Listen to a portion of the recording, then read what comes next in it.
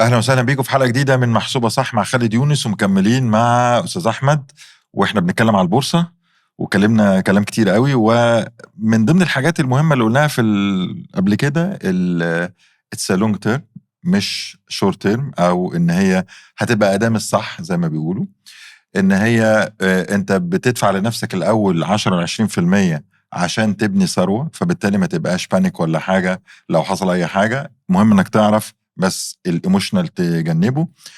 واحنا كان قبل ما نسجل انا فاكر ان قلت لي حاجه، ان حتى لما الدنيا بتنزل وتطلع انتوا عملتوا ستادي في الشركه عندكم، شفتوا ان اوفر بيريود اوف تايم او على مدار مده معينه قارنتوا من كذا اوبشن، كانت البورصه ادائها صح. جيد مش يخض يعني. احنا قلنا حاجتين، ان احنا بنبدا ان احنا بتبني ثروه، صح، وبناء الثروه زي التمارين، دي حاجه محتاجه ان انت تبقى باستمرار او استمراريه، وعلى المدى البعيد هتعرف تجني فعلا ثمار اللي انت بتعمله دوت.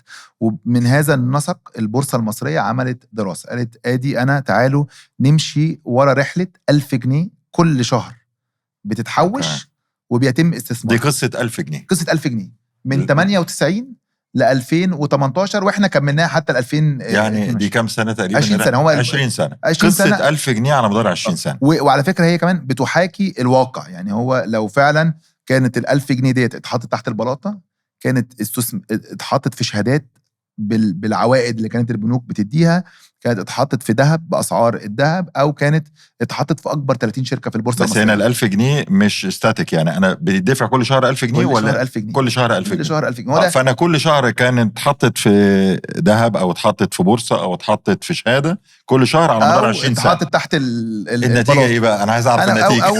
اول حاجه 244,000 جنيه دي لو كانت ايه تحت البلاطه.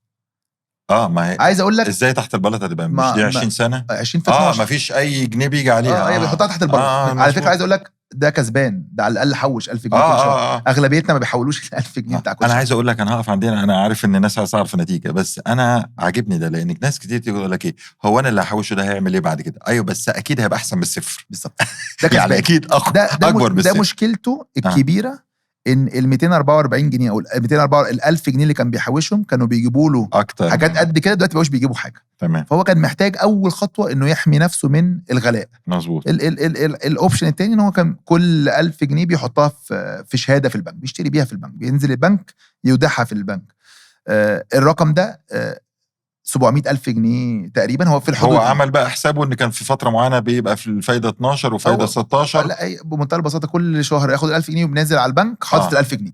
اوكي. بياخد على حسب العائد. قصدي الدراسه دي راعت ان سنه 2014 كانت الفايده كذا، كل شهر يعني اتعملت بدقه. عشان كده بقى الرقم كام؟ 700 وحاجه 1000 جنيه. 700 وحاجه. اوكي. الاوبشن الثالث بقى كل شهر بيشتري ذهب. اوكي. كل شهر بينزل بال 1000 جنيه ده يشتري بيهم ذهب. اخر 2018 كانت 2 مليون و400، اخر 2021 بقت 3 مليون و100 حاجه كده. ودوت ده كل شهر برضه بينزل يشتري 1000 جنيه. ف 98 ده خلي بالك ده عدى يعني ال 244,000 بقوا اكتر من 2 مليون جنيه لو 2 مليون جنيه. وده هو كمان لان احنا اخر 10 سنين في تقلبات كتير، ده بقى مليونير ب 1000 جنيه في الشهر. عمى نفسه. وعشان كده بقول لك بقى انا لسه مش عارف البورصه عملت، بس بصرف النظر ال 1000 جنيه لناس كتيره كانت ممكن تبقى افوردبل في خلال ال 20 سنه اللي فاتت. 100%. كان ممكن كتير اتصرفت في حاجات ممكن ما تبقاش ليها يعني حاجه في كونسامشن ملوش اي معنى. يعني لو حط اكبر 30 شركه في البورصه المصريه من غير ما يعمل اي قرار استثماري، ايوه كانوا بقى اكتر من 3 مليون جنيه. يعني اكتر من ده كان اكبر اوبشن. انت عايز تتخيل ان 244,000 جنيه كانوا هيبقوا اكتر من 3 مليون جنيه، وكل اللي كنت محتاجه انك كل شهر تحط 1000 جنيه في اكبر 30 شركه في البورصه المصريه. بس كده بالظبط. يعني هو انت عندك يعني هي لحد 2018 التو اوبشن اللي كانوا بيكمبيت اتش اذر هو الذهب والبورصه. بس انا عايز ارجع للحته دي عشان دي مهمه اقول حاجه قلته انا. بس انت لحد 2018 كان 244 700 2 مليون و400 3 مليون. اوكي. 244 تحت البلاطه، 700 في البنك، 2 مليون و400 في الذهب، 3 مليون في الاسهم. أوكي. ولو كملنا لحد دلوقتي هتلاقوا نفس الحاجات دي كلها. اكتر اتنين ضروا دخل او عملوا ثروه هم الذهب والشركات. هل انت معنى كده لازم احط فلوس في الشركات او في الذهب؟ لا. اللي حط فلوسه في جزء من فلوسك بتبقى تحت البلاطه في البيت، لان دي بتصرف بيها طبعا على طول، اللي هو بتحطها في حساب الجاري دلوقتي لحسن في الناس البنك. تسمعنا دلوقتي تروح تحط لا، كلها في الذهب او البورصه الجزء اللي او كان محطوط ده. في البنك، وان البنك نفسه مش سيء، لان البنك بالعكس. نفسه بيقضي غرض معين لحاجه معينه لناس عندها اهداف معينه. عليك التزامات، عليك مظبوط. اقساط في البنك او في حاجه اسمها الاذون الخزانه، هي مظبوط. زيها زي البنك لكنك مظبوط. بتسلف الدوله. مظبوط.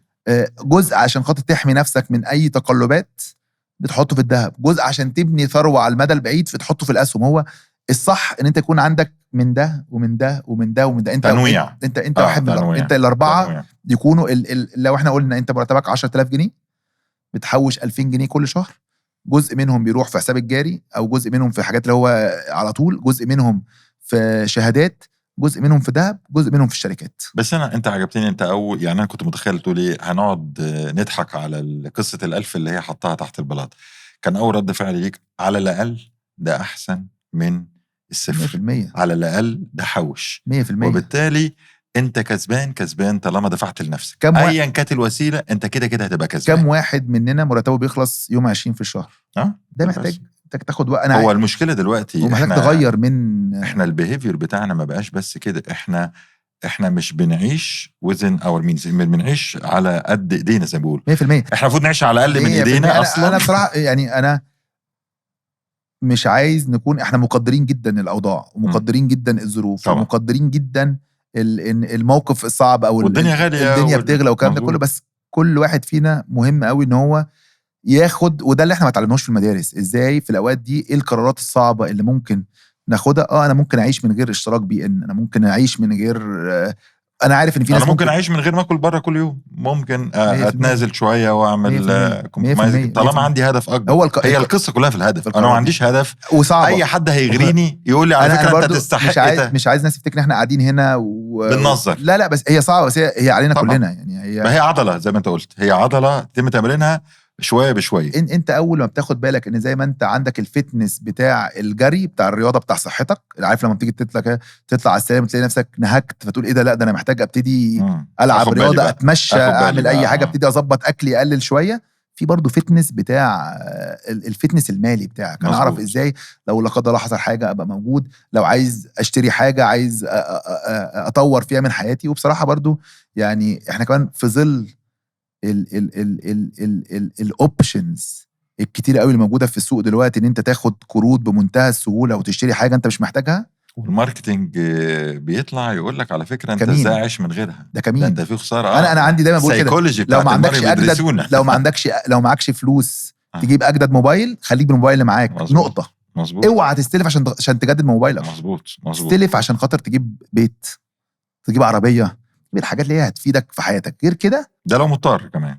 وبالعكس يعني انا عامه يعني لو هي في حاجات رأسمالية انت في الاول في الاخر مش هتلاقيها، هتطور من حياتك. لو ما عرفتش تكمل تدفعها هتلاقي حاجه تبيعها في الاخر 100%. انما تشتري عشان الناس تنبهر ما حدش هينبهر بيك يعني خالص. بس اذا القصه ال1000 جنيه دي ادتنا مؤشر، كل الاوبشن اقلهم حوش، بس ادتنا ايه ده احنا في خلال ال20 سنه دول انا اتذكر سمعت كوارث كتير حصلت. يعني ال20 سنه حصل فيها ايه؟ ازمه ماليه، حصل ازمه ماليه 2008، ثوره 100 حاجه حصلت حاجات كتيره قوي وكورونا وحاجات. بس لما بيحصل الازمه الماليه كنت بترجع تاني وكنت بتشتري بال1000 جنيه على الرخيص. الدراسه قصه ال1000 جنيه اللي اتشرحت دلوقتي دي بتعكس البورصه المصريه عملت. وانا دايما عندي سؤال، واعتقد برضو ناس تانية عندها سؤال، البورصه المصريه مختلفة عن البورصات اللي بره ككومن مسميها نمط، ولا فيها عيب ولا فيها ميزة، ولا لا هو كل واحد هو ده نفس القصة في كل حتة في البورصة هنا، البورصة في أمريكا هو مش حاجة غير إن هي وسيلة أو طريقة إنك تعرف تستثمر في الشركات.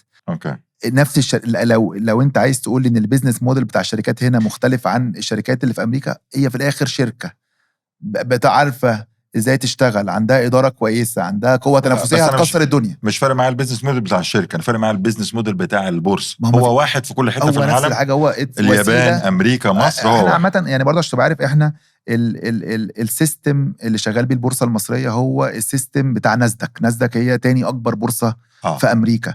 نفس ما هو هي نفس الحاجه، ان هو مكان الكتروني دلوقتي يساعد الناس انها تعرف تشتري اسهم فتستثمر في شركات او تتخرج من هذه الشركات. مفيش اي نفس حاجة الحوكمه، نفس نفس الحاجات كل دي كلها. طيب احنا خلصنا كده المايند سيت، عرفنا كتير عن البورصه. احنا النهارده في 2023. كان زمان اعتقد، انا فاكر من 15 سنين كده، حد كنت عايز افتح قال لي البطاقه ومش عارف ايه، وبعد كده قصه كبيره جدا لدرجه الموضوع كان كومبليكيتد قوي، قلت طب انا معايا فلوس ايه اللي اعملها وانا كل شهر هعمل القصه دي؟ لا. صح. دلوقتي الدنيا اتطورت، صح. وخلت الكلام اللي احنا بنقوله ده، عشان واحد بيسمعنا يقول لك يا عم 10 جنيه اللي انا هحطها كل شهر وازاي ده، ايه القصه دي؟ فالدنيا بقت عامله ازاي صح. دلوقتي؟ احنا قلنا ان احنا عايزين نتفق ان احنا شايفين الاستثمار او عمليه بناء الثروه دي حاجه لازم تكون بتتعمل بشكل استمراري، وبجانب شغلك وبجانب انت بتعمل ايه. فبالتالي لو جيت قلت لي انا لازم اخد يوم اجازه وانزل واروح اركن ويطلع عيني عشان اقعد استنى واقعد اقرا 50,000 ورقه وامضي واقعد اسبوعين 3 علشان يجي لي الحاجات، انا مش عايز اعملها. صح. سواء احنا سواء تطبيقات اخرى دلوقتي انت بتنزلها من على الاب ستور او من على جوجل بلاي، كل حاجه من عن طريق التطبيق. اي حد بيفتح برضه، عشان برضه تبقى عارف، اي حد بيفتح حساب مع مؤسسه ماليه في حاجه اسمها اعرف عميلك، ده بيحميك وبيحمي بيحمي العملاء التانية، ما يبقاش في اي استغلال للمنصه بشكل غير قانوني. بيطلب منك معلومات، بيطلب منك بطاقتك وش وظهر. ده في منصات كتير دلوقتي في يعني منصات غيركم كمان، احنا ومنصات تانية. انا هكلمك اكتر على التجربه أوكي. اللي عندنا، بس أوكي. هو في احنا وناس تانية، المفروض هو ده كمان دي تجربه عالميه عالميه دلوقتي بقت الدنيا سهله. فانا بطلب منك، بيطلب منك بطاقتك وش وظهر، بعد كده بيطلب منك انك تصور، بعد كده اغمز، اعمل شمال، اعمل يمين عشان تتاكد ان محدش سارق بطاقتك. اوكي. بس وبعد كده بيتم عمليه بقى فتح الحساب وعمليه اعرف عميلك والكلام ده كله. والدفع ده بيبقى سهل ان هو بيكولكت مثلا، فتحت الحساب بتاعك، ياخد حساب بنكي. انا اقول لك احنا دي انت دلوقتي انك بتحول من حسابك البنكي ده للاسف ده عندنا احنا بس يعني اعتقد بقيه الشركات برضو المفروض يطلقوا قريب. ممكن تعليمات بنكيه مستديمه، انستا باي، فودافون كاش، فوري.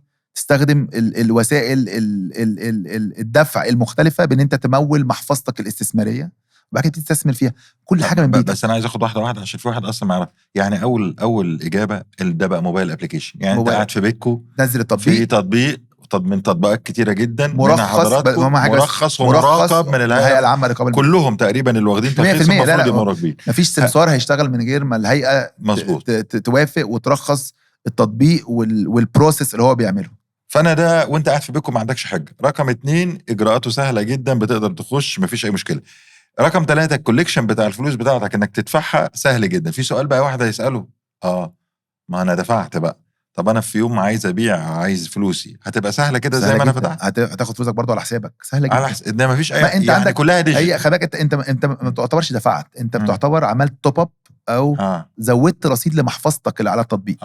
خلي بالك برضه عشان تبقى عارف، احنا جزء من احنا مراقبين فلوس العملاء في حسابات مستقله جوه البنك. يعني انت في حساب الشركه بتاعتنا اللي هي فيها بنسبه مصاريف، وفي حسابات العملاء ده حساب مستقل، وده اللي الرقابه الماليه بتحميه وبتراقب عليه. لا انت كل يوم لازم تبعت له توري له ادي الحساب المستقل اللي فيه حسابات العملاء والكلام ده كله كل يوم. ده غير ان في صندوق حمايه المستثمر بيحمي المستثمر من اي، يعني تعال نقول ان احنا كشركه قررنا في اي يوم من الايام ان احنا نعمل حاجات مش قانونيه، انت محمي من صندوق حمايه المستثمر. هو يقدر يعوض لان الشركات دي اللي هي عشان كده بقول لك انت فلوسك بحسابات مستقله عندك، وتضمنها الرقابه الماليه. اسهمك اللي اشتريتها دي برضو في حاجه اسمها مصر المقصه. انت دلوقتي لو خدت بطاقتك ورحت اي فرع من فروع مصر المقصه قلت لهم قولوا لي يا جماعه بالبطاقه ديت اني اسهم اللي انا املكها، احنا قلنا في الاخر حضرتك بتملك اسهم فعلا في هذه الشركات، حضرتك بقيت شريك في.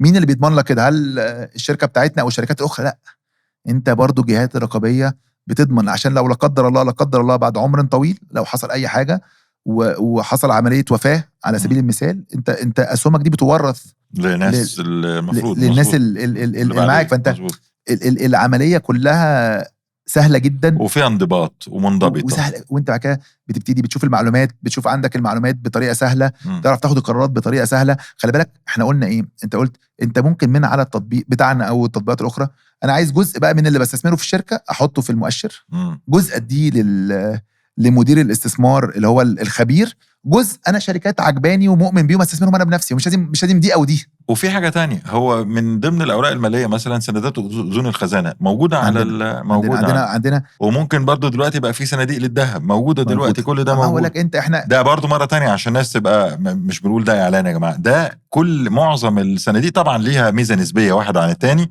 بس احنا بنقول للناس البورصه لو انت عايز بعد ما الكلام اللي قلناه كله بقت اسهل من الاول، انك انت تقدر تدفع فيها ال 10 جنيه دي فعليا في الشهر او ال 50 جنيه 100%. هو دي بقت سهل. وخلي بالك احنا بنشوف كتير قوي عندنا على التطبيق، واعتقد برضه على التطبيقات الاخرى، يبدا الاول يحط مبلغ صغير، يسحب المبلغ، يتاكد ان العمليه بتمشي بسهوله، بعد كده يبتدي يزود من يجي له الثقه. ايه ده انت الموضوع في الاخر سهل. انا بقول لك انا كنت في اوبر قبل ثاندر، وكنا دايما بنقول هي اكتر وسيله مرنه انك تعمل فلوس، انك خلص شغلك خد عربيتك انزل افتح الاب وصل لك 2 3 4 اعمل فلوس وروح تاني. دي جيم تشينجر في العالم كله. لما تيجي بقى تفكر فيها التطبيق ده اسهل بكتير. انت مش محتاج حتى عربيه، انت بموبايلك نزل التطبيق وابتدي بمبلغ صغير واحد ورا التاني. عامه كونسبت ان انت تبقى نايم وعارف ان اكبر الشركات جهينة، ايديتا، سي اي بي، اعمار، كل الشركات اللي انت بتسمع عنها ديت الناس كلها شغاله ليل ونهار عشان خاطر الفلوس انت حاططها، هم قاعدين بيشتغلوا ليل ونهار عشان يكبروا لك فلوسك، وان انت تبقى نايم. وزي ما حضرتك قلت في الاول، بدل ما احنا اللي قاعدين بنشتغل ليل ونهار عشان نكسب فلوس، بقت فلوسنا هي اللي قاعده بتشتغل ليل ونهار عشان تكبر وعشان تكسبنا فلوس. مظبوط. ده عامه كونسبت لو فكرت فيها تلاقي ان هو ان كونسبت لذيذ جدا، وطول عمره كان حكر على ناس معينه. دلوقتي اي حد يعملها زي ما تقولت بتطبيق بتنزله، مش هياخدك ربع ساعه انك تملى مش هتنزل من بيتك، مش هتتحرك من فوق كنبتك عشان تبتدي تعرف تفتح اكونت. والتطبيقات دي كلها بتتيح لي الاوبشن اللي احنا قلناه، يا اما في اندكس 30، يا اما في افضل 10 كامبانيز مثلا، بقى في طبعا كل واحد زي الشركات اللي بيدوحوا لك يعني ايه الاوبشن لما اخش هيديني اوبشن ايه؟ المؤشر صناديق نشطه ان هي تستثمر. في صناديق اللي بتستثمر في اذون الخزانه، اللي هي بتسلف الحكومه في اكنها في البنك اللي هي بتعمل، ودي مضمونه، دي زي دي المضمونه، دي المضمونه. وفي منها عادي وفي منها متوافق مع الشريعه الاسلاميه. ممكن ميكس بين ده كله، كل ده ميكس. انت هو حط الفلوس بتاعتك وقسمهم زي ما انت عايز، ممكن تستثمر انت في شركات بشكل عايز. فده الادوات انا دايما بنسميها احنا بنعمل انفستمنت سوبر ماركت. دلوقتي بقت فند الذهب بقى كمل اللي هو القصه كلها، وفي ذهب. وانا حلمنا يعني ان انت كل ما يمكن ان تستثمر فيه يبقى موجود على هذا التطبيق. ده ممكن يبقى فيه في المستقبل ريل استيت. نفسي انا نفسي نعمل فيه، بس الموضوع معقد شويه من ناحيه ضرائبيه وكده، بس نفسي يبقى موجود. وفي الاخر زي ما احنا قلنا في الاول، كل اللي احنا بنحاول نشجعه ان انت في حته بتنزل من مرتبك بتشيلها على جنب بتستثمرها في اللي انت مقتنع بيه. ده الادوات الاستثماريه. عندك كمان بيجي لك الاخبار بشكل يومي بطريقه مبسطه، ايه اللي بيحصل، بنعمل فيديوهات بيدي لك، بنعمل دايما يعني احنا لما الذهب ويبينار او فيديو، يلا يا جماعه نشرح لكم ايه اللي بيحصل دوت. لان دايما مهم قوي في الاستثمار زي ما اتفقنا، بتعرف ايه العوائد او ايه الاهداف من هذا الاستثمار وايه المخاطر الموجوده في هذه الاستثمار. فلما انت تاخد هذا القرار انت على معرفه ودرايه بايه اللي انت تستناه وايه اللي تخاف منه. طب في 2 كده عايزين منك نصيحه. واحد دخل فتح الابليكيشن بعد 5 شهور ولا حاجه، لقى كسب مكاسب كبيره كده فجاه. وواحد تاني اخوه دخل بعد نفس الفتره او فتره زيها بالظبط، لقى نفسه خسر خساره كبيره فجاه. الاثنين تنصحهم بده؟ انا ابيع وده قال انا بصراحه انا مش مبسوط من الاثنين. الاثنين سواء اللي كسبان او اللي خسران. لان احنا اللي بننادي بيه ان انت اول حاجه انت عارف هتستثمر في ايه، وبتستثمر بشكل شهري او بشكل يعني بربع سنوي، اللي هو كل مثلا كوارتر بتحط مبلغ وبتتابع ايه اللي بيحصل، انت تتابع ايه الاخبار والكلام ده كله. فكمان 6 شهور لما كسبت انت عارف ان انا كسبت، لان انا كان متوقع مثلا ان الجنيه بيعاني الفتره ديت، فرحت استثمرت في هذه الشركات اللي هي بتصدر بالدولار. فلما كسبت انا عارف ان كسبت ليه، انا عارف انا كان في فكره ورا، او انا اخترت هذا مدير الاستثمار اللي انا واثق فيه. فلما كسب انا عارف كانت بناء، يعني مش المفروض يكون في عنصر مفاجاه، ايه ده انا بعد 5 شهور انا كسبت او خسرت. الحاجه التانية ان انت تكون بتعملها بشكل شهري. ده بالظبط حد ايه نزل يجري دلوقتي وقعد 2 أسبوع يتمرن جامد جدا، وبعد 6 شهور راح ماراثون، واحد كمل الماراثون وواحد ما كملش الماراثون. الاثنين مش صح. هو صح يعني الكونسيكونسز او ان ده وده لا يتطلب قرار. انت مكمل في الجيم مالكش دعوه، عضلتك بقت قويه، انت لسه مش لاقي نتيجه قوي وحاسس انك لا، انت لازم، ده مشوار مش وعلى فكره وعندك اهداف معينه، وزي زينا في الشغل، انت بتبقى في الشغل، انت عامه موضوع انك عندك هدف ده مهم في كل حاجه. انت في الشغل بيبقى عندك هدف معين بتاخد عليه قرارات، بتيجي بعد 6 شهور وانت مكمل بقى في القرارات ديت، بتشوف هو اصلا انا فعلا القرارات اللي خدتها دي كانت مظبوطه عشان اوصل للهدف ده ولا لا. نفس الكلام في الاستثمار، انا عندي هدف معين، على هذا الاساس اخدت هذه القرارات الاستثماريه، وكل شويه بشوف هي ماشيه ولا مش ماشيه، لان هي لو مش ماشيه ببتدي اغير وابتدي اشوف حاجه تانية ممكن توصلني للهدف دوت تاني. مزبوط. احنا ما بنقولش للناس هات تحويشه عمرك مزبوط. اللوكشه وارميها وتشوف ايه اللي هيحصل. انا بقول لك من تعمل اللي دلوقتي يخدم هدفك كل شهر مزبوط حط 20% من مرتبك ابتدي استثمره.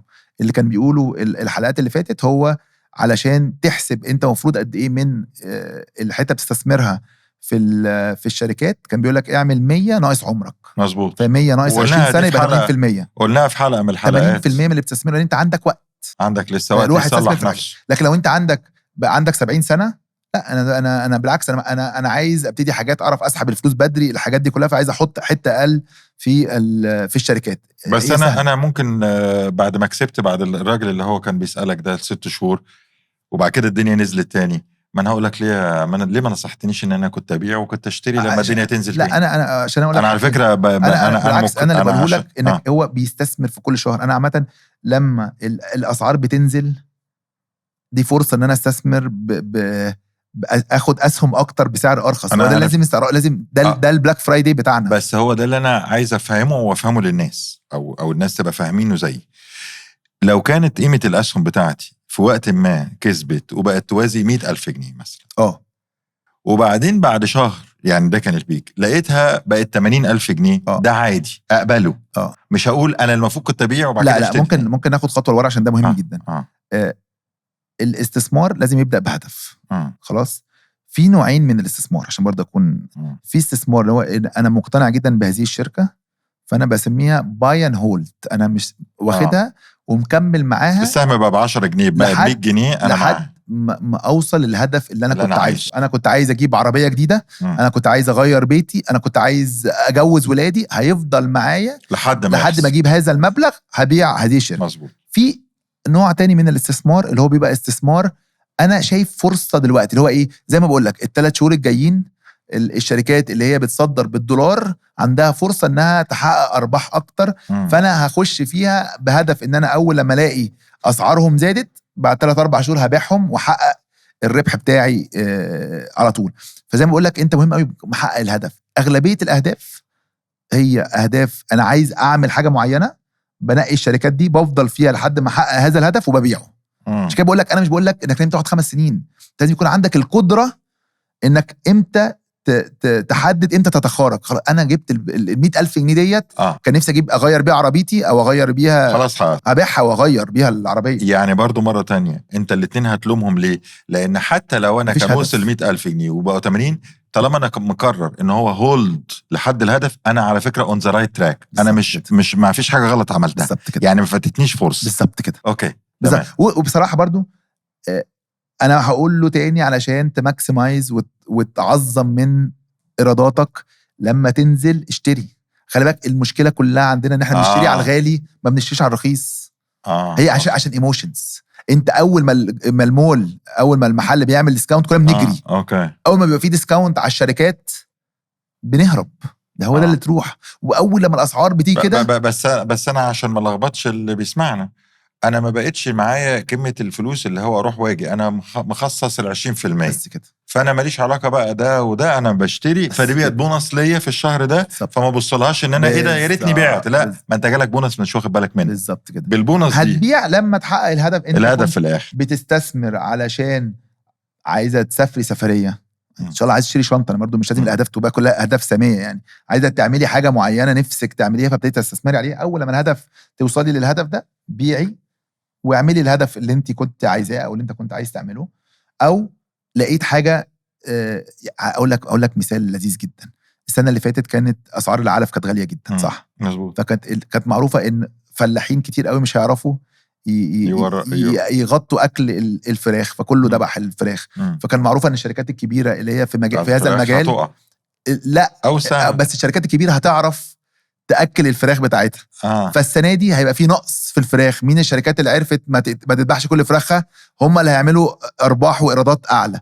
دي فرصه. ايه ده؟ بس ده انت بتقول لي اللي بياند الشركات دي والبورصه في ناس بتعمل اناليسيس شغلتها كده. هو ده صندوق الاستثمار ولا ده انت حاجتين ممكن الصندوق، او انت ممكن ما انت من الاخبار. هو ده اللي احنا بنحاول نعمله برضو عندنا، انك من الاخبار بتدي للناس دايما يقول لك كده المعلومات فلوس. كل ما انت عندك معلومات كل ما عندك قدره انك تعمل فلوس. دي حاجه انا لمده صغيره شايف الفرصه دي في السوق. انت مش لازم يكون بقول لك انت مش لازم يكون عندك هدف واحد في الاستثمار، لازم تكون بتستثمر. حرك بقى اهدافك على اللي يناسبك. بس انا بقيت من كتر ما بقينا قاعدين معاك فبقينا خبراء.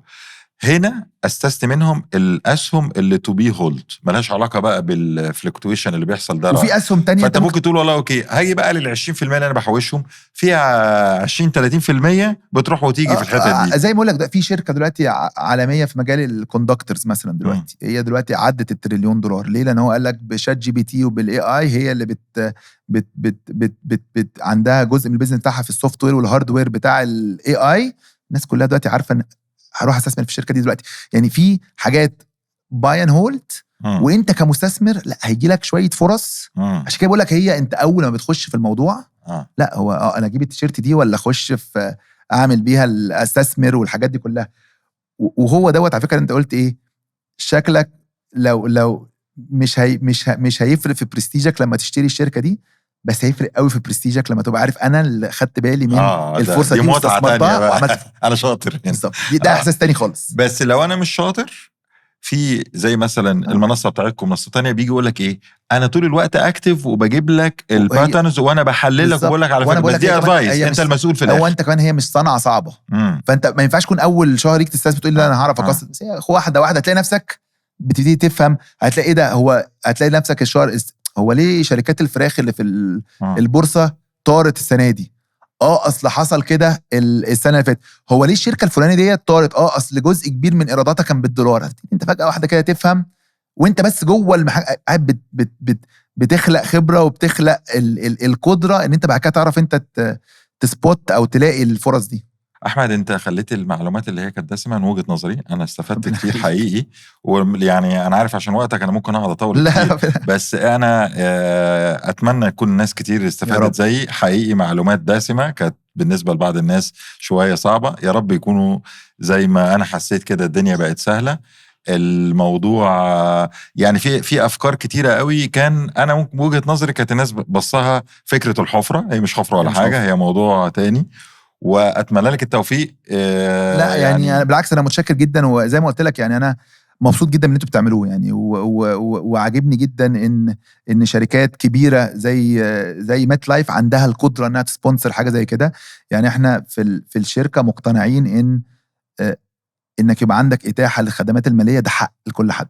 مظبوط. ده حق للناس. مزبوط. وعلشان فعلا الحق ده الناس تاخده لازم يكون مصحوب او جنبيه قدره ان احنا نعلم الناس ازاي يعملوا افضل ما يكون او يستغلوا الخدمات الماليه ديت بافضل طريقه انها فعلا تساعد من حياتهم. ده حقيقي. شكرا انك انا اللي بشكرك جدا والف شكر. ونشوفكم في حلقه جديده ان شاء الله من محسوبه صح.